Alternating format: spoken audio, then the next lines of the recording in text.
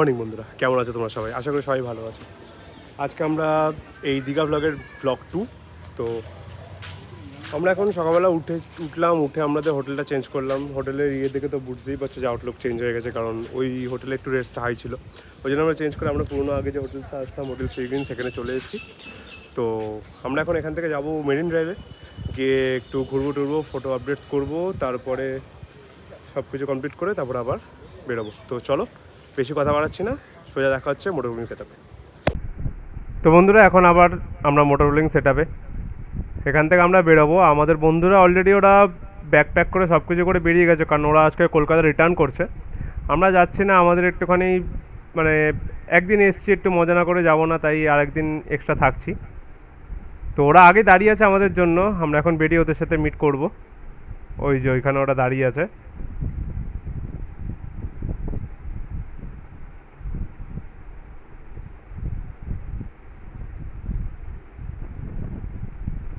চ চ চ চ তো বন্ধুরা, আগে এখান থেকে যাব ফুয়েল আপ করাতে, কারণ গাড়িতে অলরেডি রিজার্ভের কাটা ব্লিঙ্ক করছে। হ্যাঁ জানি, কলকাতা থেকে এখানে আসতে রিজার্ভের কাটা ব্লিঙ্ক করা উচিত নয়, কিন্তু করছে, কারণ আসার সময় গাড়ির দু হাত হয়েছে, মানে অভিরূপ একবার চালিয়েছে, সাগনিক একবার চালিয়েছে, তাই আবার কি হলো। লোকজন রাস্তা ভুলে যায় শুধু।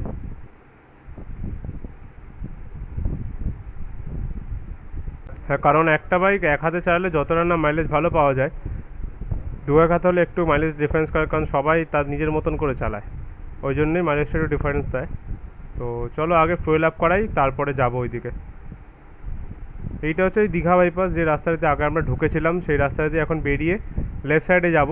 তো বলে রাখছি, যারা দীঘা থেকে তেল ভরাবে, বেটার অপশান যে এখন জিওর পেট্রোল পাম্পের তেলগুলো খুব ভালো হয়, কারণ ওটাতে ঠিকঠাক পরিমাণের সব কিছু মানে মিক্স থাকে। তো জিওর পেট্রোল পাম্প দিয়ে তেল ভরিও। আর এইখানে জিওর পেট্রোল পাম্প খুবই কাছে, সেটা হচ্ছে দীঘা বাইপাস থেকে লেফট সাইডে নিলে দীঘা গেট ক্রস করে ওই হার্ডলি হয়তো 200-300 মিটার তার মধ্যেই পেট্রোল পাম্পটা আছে। যা, ওরা ওদিকে চলে যাচ্ছে কেন? আচ্ছা ঠিক আছে, আমরা তেল ভরি ওদের সাথে মিট করছি। তো এই হলো সেই রাস্তা, যে রাস্তা দিয়ে আমরা দীঘা ঢুকেছিলাম, এন্টার করেছিলাম। এখন বেরোচ্ছি আবার দীঘা থেকে, এই সামনেই দীঘা গেট। আবার রিটার্ন করে আমাদের এইদিকে আসতে হবে, কিন্তু পেট্রোল পাম্পটা যেহেতু এই দীঘা গেটটা ক্রস করে, তো আগে তেল ভরাবো। তেল ভরিয়ে তারপরে আমরা ওই মোহনা, মেরিন ড্রাইভ এই দিকেগুলোতে যাব। আচ্ছা, তো বারবার বলছি মেরিন ড্রাইভ, কিন্তু মেরিন ড্রাইভ প্র্যাকটিক্যালি এই দিকে নয়, ওটা আমি গুগলে চেক করলাম। মেরিন ড্রাইভ হলো মন্দারমণির দিকে। তো ইতিমধ্যে এখন মন্দারমণি যাওয়ার কোনো প্ল্যান নেই আমাদের, তাই মোহনার দিকেই যাব। আর যদি যাওয়ার সময় যদি মন্দারমণি যেতে ইচ্ছা হয়, যদি মেরিন ড্রাইভে যেতে ইচ্ছা হয়, তাহলেই যাব, না হলে নেক্সট বারের জন্য ওটা স্কিপ। চলো আপাতত যাওয়া যাক, ফুয়েল রিফিল করে দেখা হচ্ছে। তো এই যে আমার সামনে লেফট সাইডে জিওর পেট্রোল পাম্প, এখানে ঢুকবো। বাহ বাহ বাহ, সমুদ্রের পাড়ে এসেছি কিন্তু পুকুরের দর্শন। পেট্রোল পাম্পের সামনে নাকি পুকুর, অসাধারণ। বাইক এমনি কাদা হয়ে যাচ্ছে, আরও কাদা হচ্ছে। আর আমার পিছনে যে বসে আছে, সে তো এমনি নাইজেরিয়ান, আরও তাকে একদম দুর্ধর্ষ লাগছে, কারণ আমার বাইকের পিছনে মডগার্ড নেই তাই। তো এখান থেকে এখন অটো ফুলি তেল ভরাবো, দেখি কতটা ঢোকে, তারপরে বলছি।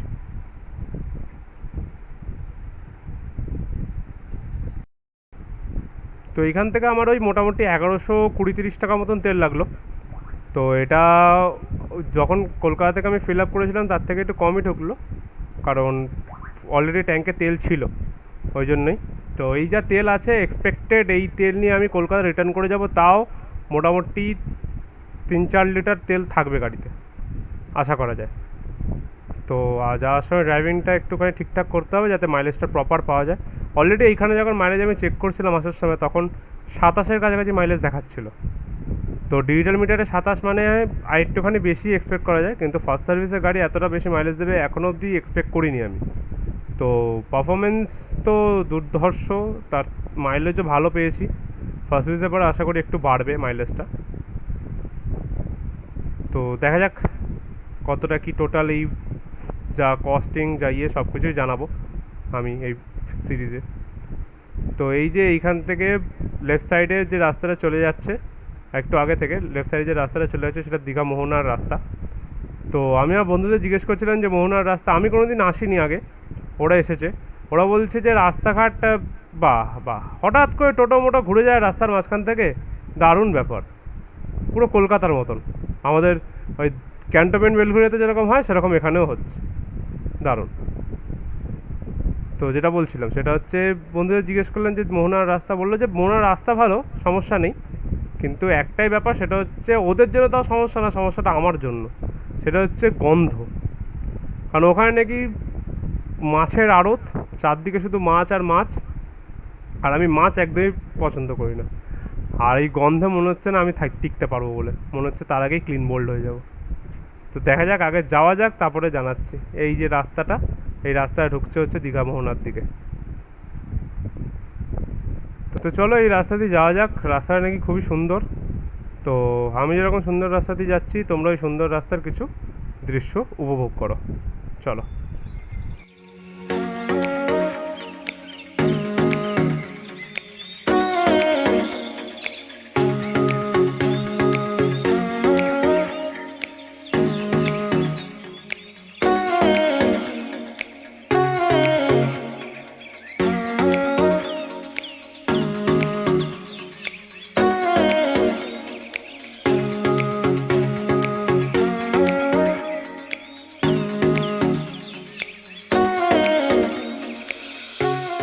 তো বন্ধুরা, আমরা এখন ঢুকছি মোহনাতে।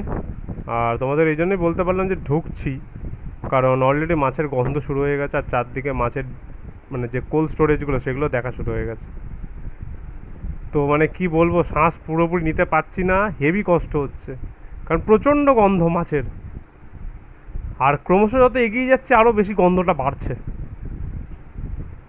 তো আমি একদমই মাছপ্রেমী নই, ওই জন্যই মানে এতটা লাগছে। অবশ্য তোমরা যারা মাছ ভালোবাসো, তোমাদের জানি না রিয়াকশান কীরকম হবে। আমাদের বন্ধুদের রিয়াকশান ঠিকই আছে, কারণ ওরা তো মাছ ফাছ খেতে ভালোবাসে, আমি খেতে ভালোবাসি না, ওই জন্য আমার এত কষ্ট হচ্ছে। তো আমরা এগোচ্ছি এখন মোহনার দিকে। এখানে একটু জ্যামজট আছে, কারণ বড় বড় সব ট্রেলার্সগুলো আছে, এরা সব মাছ টাছ লোড করে আমাদের ওয়েস্ট বেঙ্গলে বিভিন্ন প্রান্তে নিয়ে যায়, ওই জন্যই একটু জ্যাম আছে, প্লাস ট্যুরিস্ট ভেহিকলস তো আছেই। শুনেছি নাকি জায়গাটা খুব সুন্দর, কিন্তু এইরকম গন্ধওয়ালা জায়গা সুন্দর কী করে হতে পারে জানি না। ঠিক আছে, নেভার জাজ আ বুক বাই ইটস কভার, দেখা যাক, যাই তারপরে গিয়ে বাকি আপডেটটা দিচ্ছি। তো এই হলো দীঘা মোহনা, এখানে আমরা ঢুকলাম। ওফ ভগবান, তুলে নাও তুলে নাও, প্রচণ্ড বাজে গন্ধ, আর পারছি না এই গন্ধের আমি থাকতে। ওফ, বাইক রাখবো কোথায়, বাইক রাখার জায়গা নেই। উফ, কি বাজে গন্ধ, নাক ফাক জ্বলে যাচ্ছে, মরে যাবো মনে হচ্ছে এক্ষুনি। ও রে বাবারে, সাইড দাও সাইড দাও, মরে যাবো। ওফ, চারদিকে শুধু মাছ আর মাছ, এ বাড়ি। ও উফ, আমি বাইকটা রেখে তারপরে কথা বলছি, এখন আর কথা বলতে পারছি না।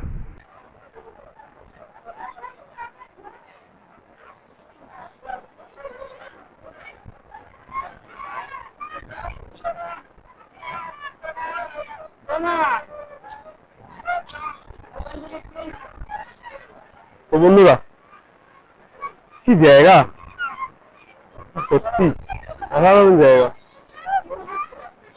কোথায় বলছিলাম যে সমুদ্রের পাড়ে এসছি, যাবো না আর ইয়েতে, সমুদ্রে এসছি আর ইতে যাবো না, বিচে নামবো না, কিন্তু সমুদ্রে এসে বিচ তো টানবেই, তাই বিচে এলাম। অসাধারণ জায়গা। আর কালকে থেকে ঘর থেকে বেরোয়নি, অনেকটা টায়ার্ড ছিলাম। বলো, full throttle, full throttle Kolkata. তো এখন ব্লগ বা যেটু ব্লগস করছি, এখন লোকজন দেখে বলতে চ্যানেলের নাম কি। ভালো লাগে এগুলো, জাস্ট তোমাদের সাপোর্ট, ভালোবাসা সবকিছু। তো চলো, কালকে বাড়ি এসেছিলাম, মানে হোটেলে এসেছিলাম, হোটেলে এসে অনেকটাই টায়ার্ড ছিলাম। তো অনেকটা টায়ার্ড থাকার পরে আর সেরকম বেরোনো হয়নি হোটেল থেকে। ওরা গেছিল সন্ধ্যাবেলা ঘুরতে, আমি আর বেরোইনি, বলছিলাম যে আজকে সকালেই যাবো। তো সকালে যে এরকম দৃশ্য পাবো দেখতে আর বুঝতে পারিনি। তো ভালো, বেশ সুন্দর, পিছনে পুরো সমুদ্র, দারুণ।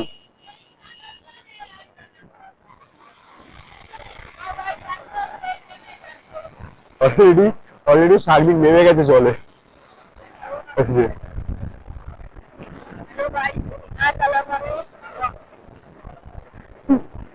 এখানে হচ্ছে ফটোশুট, হচ্ছে ফটোশুট ফটোশুট।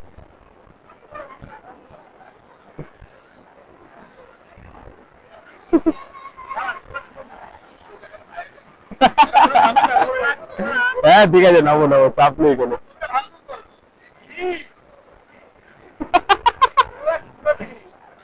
আরে পড়বি না পড়বি না, সমুদ্রের সাথে তোর একটা কানেকশন আছে, সমুদ্রের সাথে তোর একটা কানেকশন আছে। হ্যাঁ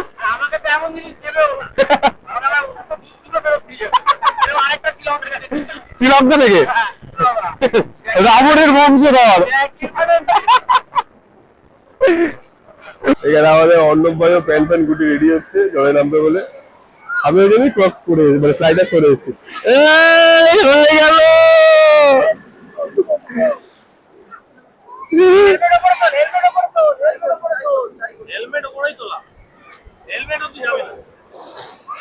হয়ে গেল, ভিজে গেলাম ভাই, বালিয়ে ঢুকে গেল।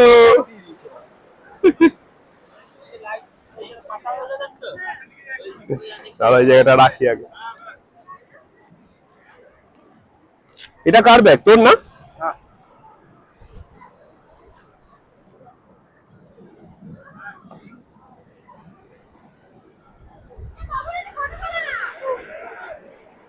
উফ, তাহলে জলের দিকে যাওয়া যাক ধীরে ধীরে।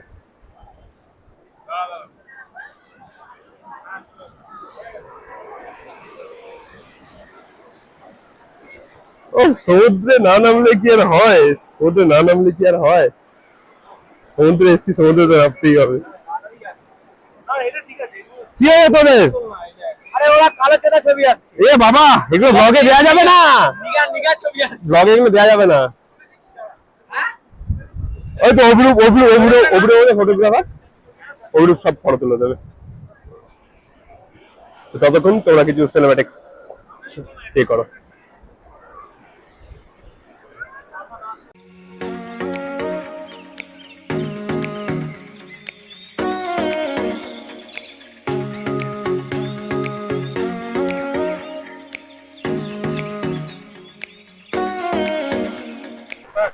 দারুণ, মানে এত সুন্দর একটা ওয়েদার, যেরকম সুন্দর ওয়েদার সেরকম সুন্দর জল, দারুণ দারুণ লাগছে, দারুণ লাগছে। মানে অনেকদিন বাদে আমি দীঘাতে, প্র্যাকটিক্যালি মোহনাতে আমি প্রথমবার এলাম, মোহনাতে এর আগে আমি আসিনি। তো অনেকদিন বাদে মোহনাতে এলাম, খুব ভালো লাগছে, জায়গাটা খুবই সুন্দর। ওদিকে ভিড়ভাড়টা আছে, আমরা একটু হাওয়াতে মানে ফাঁকাতে এসে দাঁড়িয়ে আছি, বাইকগুলো ওখানে পার্ক করে এসেছি। তো অসাধারণ লাগছে, অসাধারণ লাগছে, এত সুন্দর ওয়েদার, জলের কি স্রোত, মানে দারুণ দারুণ ভালো লাগলো। অনেকদিন বাদে এসে একটু রিল্যাক্স করতে এসেছিলাম, কালকে আর বাড়িতে মানে হোটেল থেকে বেরোয়নি, তো আজকে এসে ভাবলাম কি না কি হবে, আর দারুণ। মোহনা আসতে গিয়ে একটুখানি সমস্যা হচ্ছিল কারণ ওই মাছের জন্য, কিন্তু এইখানে এসে সব মানে টেনশন সব কিছু ভুলে একদম ফুল রিল্যাক্স, দারুণ দারুণ। ভাই তুই কি চেষ্টা করছিস ভাই, কি করছিস তোরা দাঁড়িয়ে দাঁড়িয়ে ভাই? আমি দেখছি ভাই। কি ভাই, কি দেখছিস দাঁড়িয়ে দাঁড়িয়ে জলের মাঝখানে ফোন ঘাটছিস ভাই? ভাই আমি ভাবছি ভাই যে স্নান করবো ভাই। হ্যাঁ, কিন্তু ভাই এইটা যদি স্নান করলে টোটো করে বাড়ি যেতে হয় ভাই, কেন ভাই? নেবো না বাইকে আমরা কেউ ভাই। বিনা বললি তো মুখের উপর বলে দিস কেন? একটু ঘুরিয়ে বলতে পারি যে নাও নিতে পারি, নেওয়ার চান্স কম, এটা মুখের উপর বলে দিস, খারাপ লাগে না ভাই? ভালো না ভাই, আর আসবো না ভাই। হ্যাঁ, ভালো না। শর্ট দিচ্ছে শর্ট দিচ্ছে শর্ট দিচ্ছে, আর ভয়ঙ্কর জল আসছে।